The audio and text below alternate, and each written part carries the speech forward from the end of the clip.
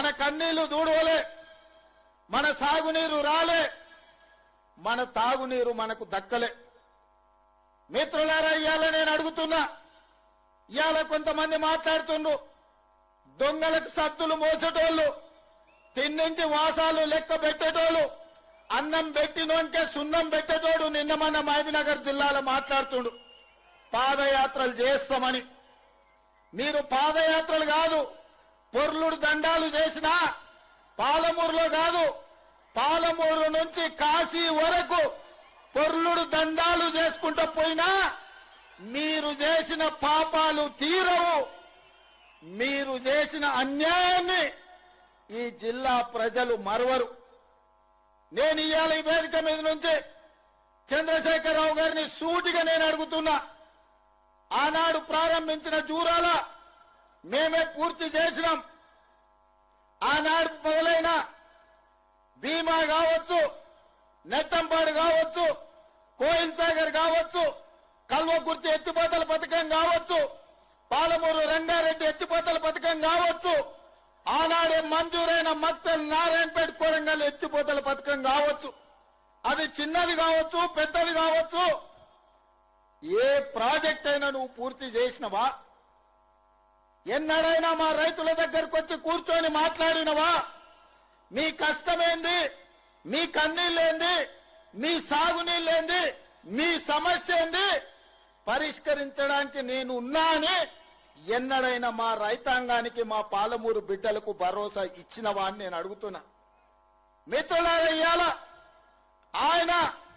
ఆయన తర్వాత ఆయన కొడుకు, ఆ తర్వాత ఆయన మనవడు రాజ్యాలు ఏలాలంట, మన దళితులు చెప్పులు కుట్టుకోవాలంట, మన ముదిరాజులు చేపలు పట్టుకోవాలంట, మన యాదవ సోదరులు గొర్రెలు కాసుకోవాలంట, బర్రెల్ని చూసుకోవాలంట. ఇవాళ మనమేమో గొర్రెలు, బర్రెలు, చేపలు, చెప్పులు కుట్టుకుంటే ఆయన కొడుకు, ఆయన మనవడు రాజ్యాలు వెళ్తాడంట. ఒక పాలమూరు జిల్లా మారుమూల ప్రాంతం నుంచి, నల్లమల అడవుల నుంచి ఒక రైతు బిడ్డ 20 సంవత్సరాల క్రితం సరిగ్గా జూలై 4 తారీఖు నాడు ఇదే మిడ్జిల్ మండలానికి జడ్చల్లో వస్తున్నా అంటే నా గుండె వేగంగా కొట్టుకుంటది. 20 సంవత్సరాల క్రితం ఇక్కడనే నా మీద ఓడిపోయిన నా మిత్రుడు రబ్బానీ ఉన్నాడు. ఆనాడు రబ్బానీ మిడ్జిల్ నుంచి గెలిస్తే జిల్లా పరిషత్ చైర్మన్ చేస్తాను డాక్టర్ వైఎస్ రాజశేఖర రెడ్డి చెప్పిండు. కానీ మిడ్జిల్ మిత్రులు, ఒక యువకుడు వ్యవసాయ కుటుంబం నుంచి వచ్చిండు, మా జిల్లాకి ఏమైనా చేస్తాడేమో అని ఆనాడు కప్పు శాసన గుర్తు మీద ఓటేసి జూలై 4, 2006 నాడు ఒక చిన్న మొక్క నాటిండ్రు. ఆ చిన్న మొక్క 2026 జూన్ నెలకి 20 సంవత్సరాలల్లో జడ్పీటీసీ నుంచి ఎమ్మెల్సీగా, ఎమ్మెల్యేగా, ఎంపీగా, కాంగ్రెస్ పార్టీ అధ్యక్షుడిగా, తెలంగాణకు ముఖ్యమంత్రిగా మీ బిడ్డ వృక్షమై నిలబడ్డాడు.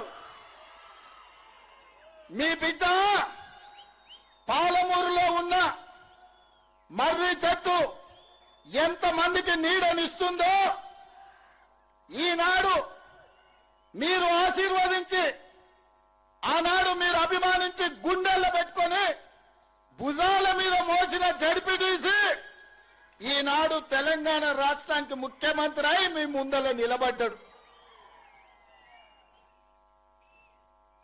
ఇదా గొప్పతనం. పార్లమెంటులో గెలిపిస్తే పారిపోయి గజ్వేల్లో ముఖ్యమంత్రి అయి గోదావరి జలాల కోసం 3 ఏళ్లలో 1,00,000 కోట్లు ఖర్చు పెట్టి కాళేశ్వరం కడితే కూలేశ్వరం అయి కూలిపోయింది. ఆయన పాలమూరు ద్రోహి, మీ బిడ్డ పాలమూరు అభివృద్ధి చేసిండా లేదా ఒక్కసారి ఆలోచన చేయండి. ఇవాళ మిత్రులారా, ఆనాడు మనం చేసిన సాయానికి తెలంగాణ ప్రజలకు కష్టాలలో ఉన్నప్పుడు ఎండకెవరైనా వస్తే తాగడానికి మంచినీళ్ళు ఇచ్చిన గుర్తు పెట్టుకుంటాం, మళ్ళా గుర్తు పెట్టుకొని తిరిగి సాయం చేయాలనుకుంటాం, చేతనైన సాయం చేస్తాం. ఆనాడు రాజకీయంగా చావు బతుకుల మధ్యలో ఉన్న చంద్రశేఖర్ రావును మన జిల్లా నుంచి పార్లమెంటు పంపిస్తే 10 ఏళ్లు సంవత్సరానికి 5,000 కోట్ల రూపాయలు ఖర్చు పెట్టినా తెలంగాణలో 30 లక్షల ఎకరాలకు నీళ్లు వచ్చేది. ఆనాడున్న 10 లక్షల ఎకరాలే ఈనాడు సాగునీరు అందుతున్నాయి తప్ప 26 లక్షలకు అందించాల్సిన నీళ్లు ఈ రోజు ఏ ఒక్క ప్రాజెక్టు పూర్తి చెయ్యలే. ఇవాళ అంటున్నారు మేము వస్తాం, మేము నడుస్తామని. మీరు వచ్చినా, మీరు నడిచినా, మీరు పొర్లినా తెలంగాణ ప్రజలు, ముఖ్యంగా మా అక్కలు, మా ఆడబిడ్డలు సాయంత్రం పూట జొన్న రొట్టెలు చేస్తారు. మావిన గారుల ఉత్తమన్న సలాకి కాల్చి వాత పెడతారు టీఆర్ఎస్ వాళ్ళకు. ఒక ఆయన పంచగట్టుకొని నేను వైఎస్ఆర్ అని అంటాడు. నేను ఇవాళ చెప్పదలుచుకున్నా, లాల్ చేసుకున్నాడు లాల్ బహదూర్ శాస్త్రి కాదు, గడ్డం పెంచుకున్నాడు భగత్ సింగ్ గాడు, పంచగట్టుకున్నాడు వైఎస్ఆర్ గాడు. ఇట్లనే పంచగట్టుకొని ఊర్లలోకి వస్తే పంచలో తొండలిడ్చి కొడతారు మా ఉద్దండాపూర్ వాళ్ళు. రా వచ్చి ఉద్దండాపూర్లో పాదయాత్ర చేతురా. మా తండాలలో మా లంబాడి సోదరులు ఆనాడు పంచగుట్ట పోలీస్ స్టేషన్ లో ఏ రైతుల్లో అయితే పెట్టిరో గా తండా నుంచి మీరు పాదయాత్ర మొదలు పెట్టుర్రి. మా లంబాడ సోదరులు మీ పంచలలో తొండలు ఇడవకపోతే నేను చూస్తా. 10 ఏళ్లు 8 లక్షల కోట్లు. మీడియా మిత్రులారా, కేవలం సాగునీటి ప్రాజెక్టులకు 1,81,000 కోట్ల రూపాయలు చంద్రశేఖరరావు ఖర్చు పెట్టింది. గా ఉద్దండాపూర్ మునిగిపోయేటోళ్ళకి 800 కోట్లు ఇయ్యలే. వాళ్ళని పోలీస్ స్టేషన్లలో పెట్టి కొట్టించాం. అదే మనోడై ఉంటే, పాలమూరు బిడ్డ ఉంటే కొట్టించుండేటోడా, జైళ్లలో పెట్టించుండేటోడా?